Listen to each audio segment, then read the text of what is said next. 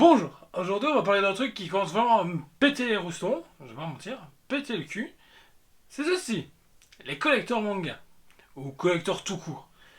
Vous pouvez voir déjà une sacrée pile, et encore j'ai pas tout sorti, parce que ça commence à faire vraiment beaucoup. Là je les ai déposés, du coup ce matin, en scrollant sur internet, j'ai vu l'annonce comme quoi le tome 104 de One Piece allait avoir une édition collector, une jaquette encore métallisée comme le tome 103. Et je me suis dit, bah ça fait beaucoup.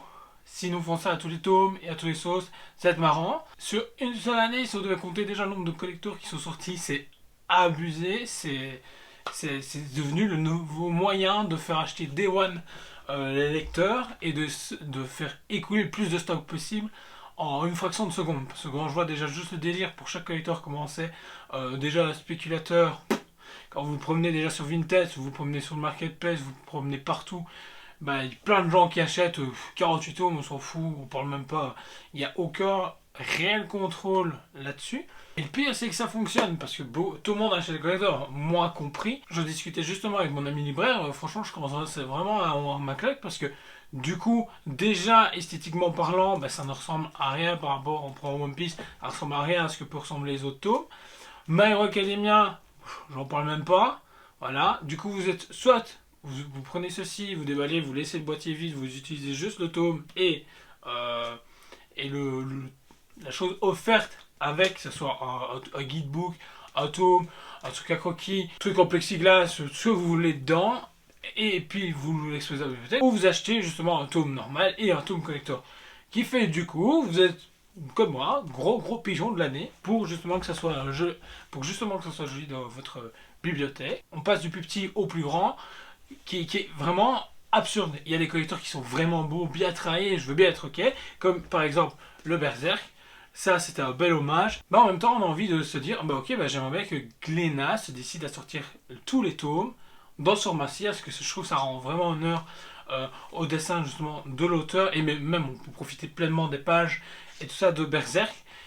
Mais à aucun moment ils vont se décider, ok, on va les sortir comme ça. Si c'est le cas, c'est vraiment cool. Ce sera certainement jamais le cas. Parce que quand on regarde les éditions américaines qui sont hyper luxueuses, nous on a les tomes dit classiques comme sortis au Japon, mais il faut admettre que je trouve que Berserk mériterait un travail comme ceci pour chaque tome. Maintenant, il va sortir tous les tomes comme ça foutrait polémique comme a fait justement les tomes Naruto pour les éditions 20 ans chez Kana. Des collecteurs, j'arrive vraiment à défendre, me dire ok, ça a vraiment une utilité, c'est comme Conan pour le 100e tome, Détective Conan.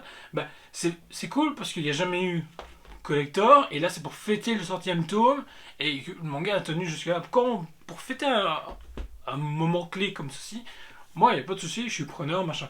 Mais par contre, si, voilà, je l'ai acheté comme un blaireau, parce que je me dis, ouais, c'est un collector de Keiju Number 8, je trouvais ça hyper cool, mais en même temps, entre autres, on est passé à Crunchyroll, là on parlera même pas du débat au niveau des couvertures tout ça, mais c'est un collector où dedans, j'ai envie de dire, vous avez justement deux planches de stickers, un ex-libris et un marquage en métal, et vous payez ça quasi 14 balles, voilà, j'ai envie de dire, et autre que les prix en complètement what the fuck, je veux dire même le dernier collector par exemple de Jujutsu Kaisen qui était à 35€, certes c'est en calendrier en plexiglas, machin, le travail est top, mais ça reste 35€ à débourser pour un collector. Et puis on est déjà en deuxième collector depuis la série, on en a eu deux sur la même année.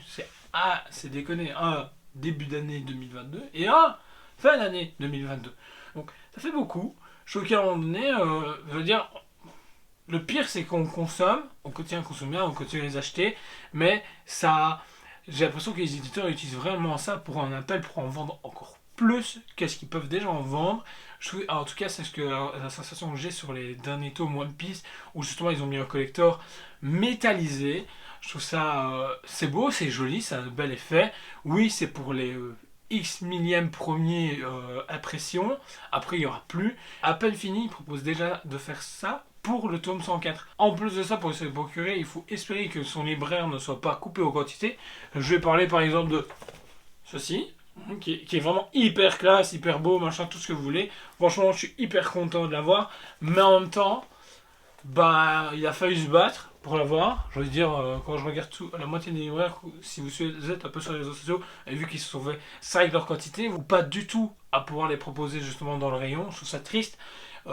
Avec quasi aucune communication, alors que, je veux dire, l'animé sortait en même temps, c'était le moment justement de se dire on fait un plus gros tirage, et au final ils ont déçu juste la moitié des gens.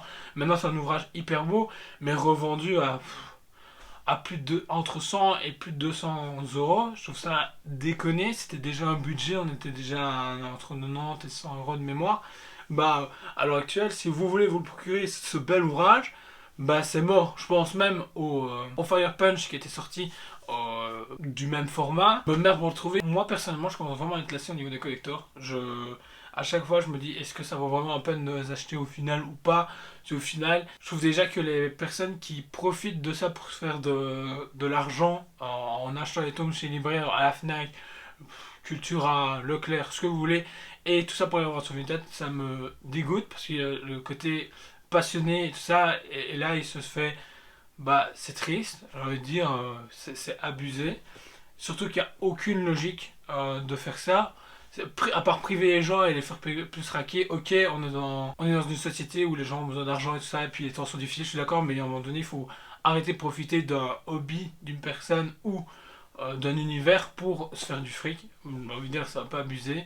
Parce qu'il y a même des gens qui arrivent à défendre cette façon de faire. Je trouve ça vraiment dégueulasse personnellement, parce que tout le monde n'a pas l'occasion d'être au courant, ou même peut être au courant en retard, et tout, et du coup il se retrouve au dépourvu, et puis il n'y en a plus quantité, et puis même c'est collector, mais à un moment donné ça se demandait comment ils fonctionnent. C'est comme ici j'ai entendu dire comme quoi le tome 100 collector One Piece était en réassort dans certaines franchises, donc c'est pas logique du tout. La vidéo est finie, du coup. N'hésitez pas à liker, partager, dire ce que vous en pensez vous des collectors en commentaire. Est-ce qu'il y en a pour vous, ça vous dégoûte? Est-ce qu'il y en a trop? Pas du tout, vous trouvez juste kiffant le truc. Donc voilà, moi c'était mon avis. J'avais envie de partager ça avec vous. Donc voilà, on se retrouve très vite pour une prochaine vidéo. Et on se dit ciao!